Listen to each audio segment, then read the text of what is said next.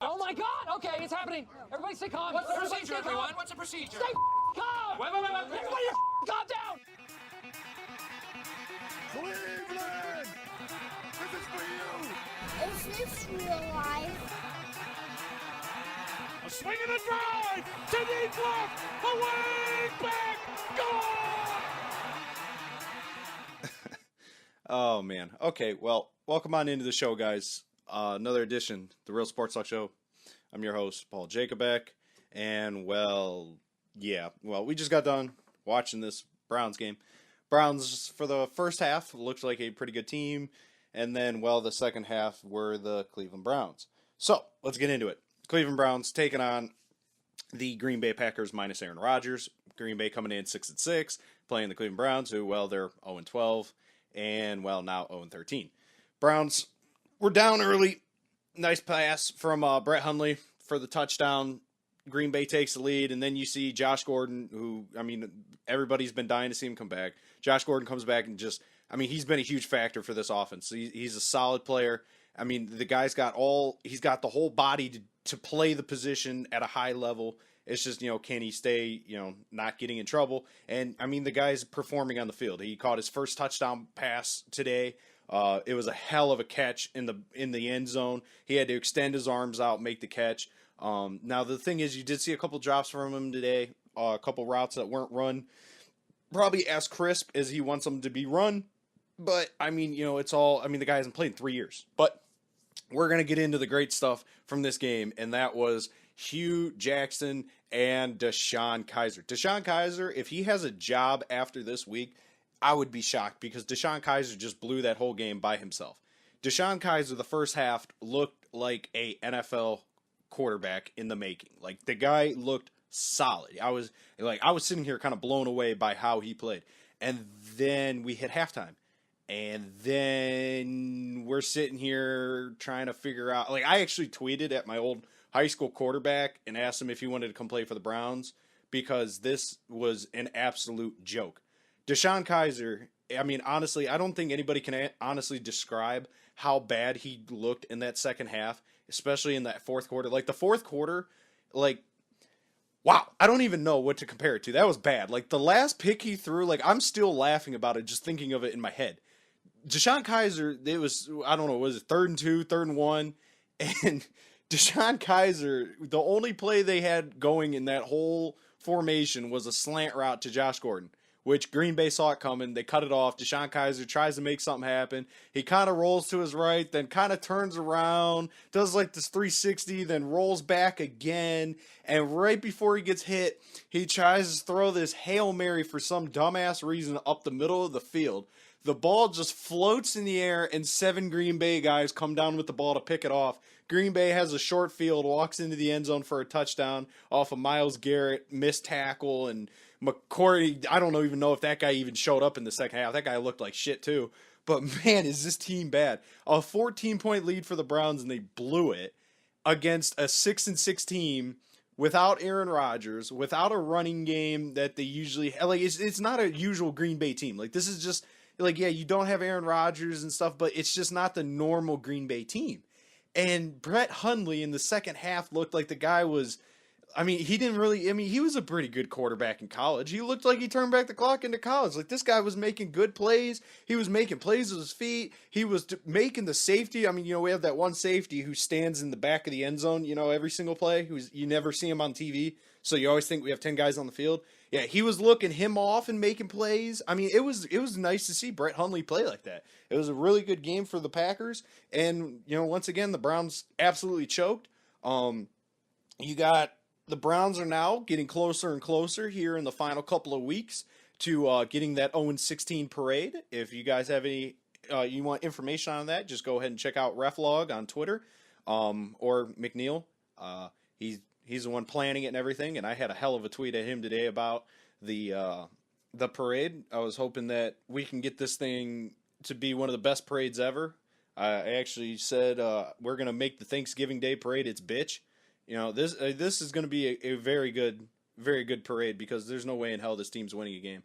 They had the golden opportunity today in winning, and I mean, you're up 14. If you're up 14 at the going into the end of the third, going into the fourth, you should not lose a football game in the NFL against. I mean, Brett Hundley, no offense, you played great today. Well, the second half you played great, but you're going to be a lifelong backup, kind of like how every quarterback for the Browns is. And you went, you beat the Browns. Well, congratulations, you beat the Browns. And then if you're the Browns, you're sitting there going, well, what do we have to do to get a win? It's like, well, you also got to watch what the hell Hugh Jackson's doing on the sideline, because Hugh Jackson is clueless 99% of the time. You have to figure out if a quarterback can actually get the job done, which clearly Deshaun Kaiser can only show up maybe once or twice, because he had 2 picks today.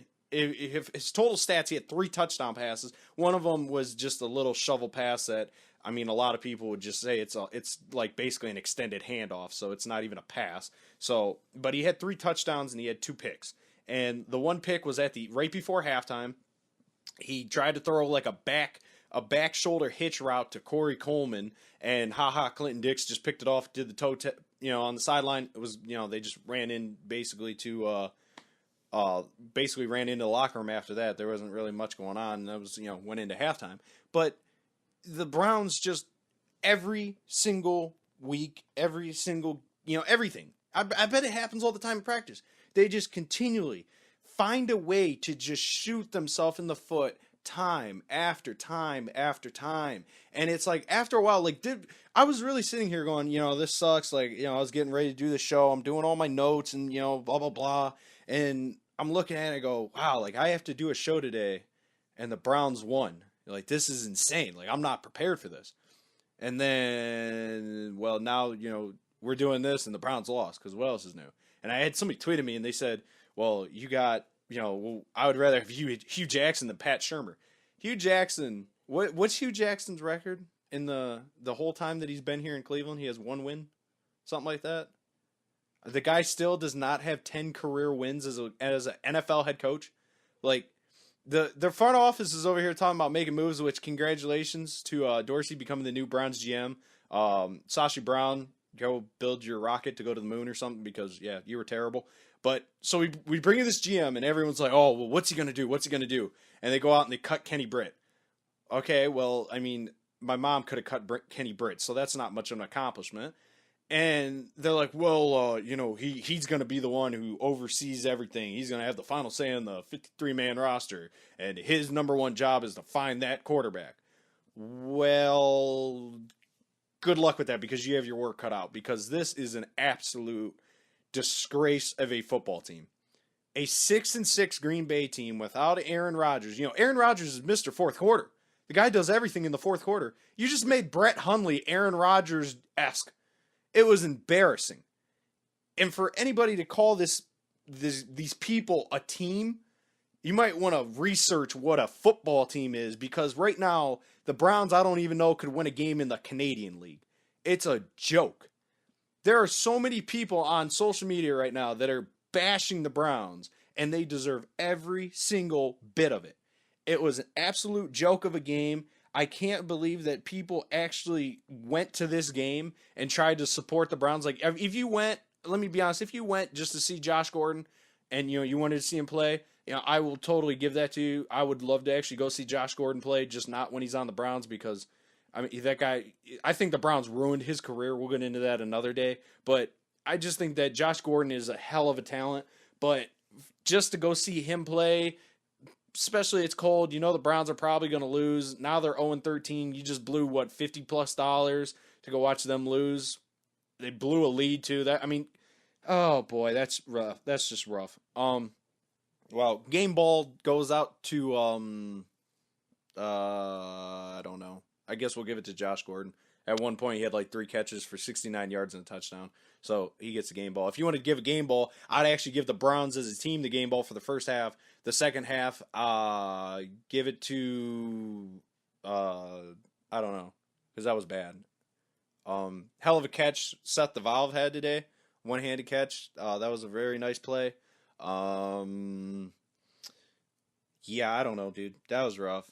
I don't even really have anything else to say. Browns dropped to 0-13.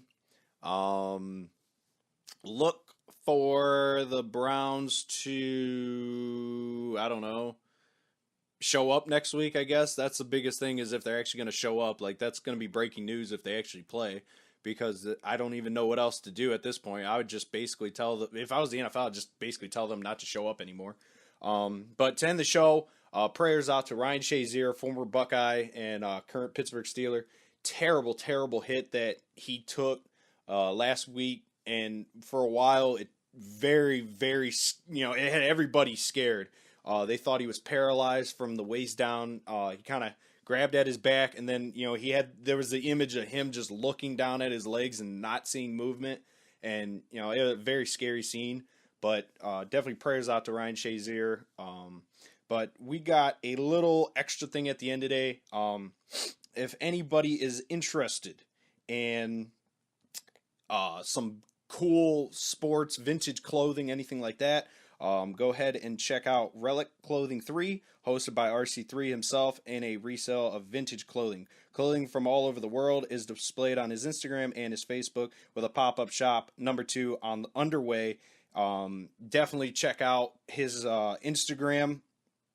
I will have it posted in the bio, and I will have it actually in the up there with my Twitter and stuff like that too. We'll have all that up there. Anybody can go check out all his vintage clothes. He's got some really nice stuff, guys. If you guys are into any, I mean, usually it's just about any team, or he can, if you want something, he could probably find it for you.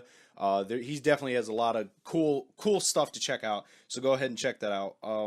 But that's going to be the end of the show for today. Hope you guys had fun listening. Hope you guys had fun if you guys actually watched the Browns game. It was a terrible thing to watch for that second half. But I hope everybody has a great day today, a great holiday coming up, and stay safe out there. This is me and Foisey. Foisey on the boards over there editing and everything. Great job as always. And we'll see you with the next show, hopefully the next couple of days, something like that. If not, well, it happens. Everybody have a great day, though.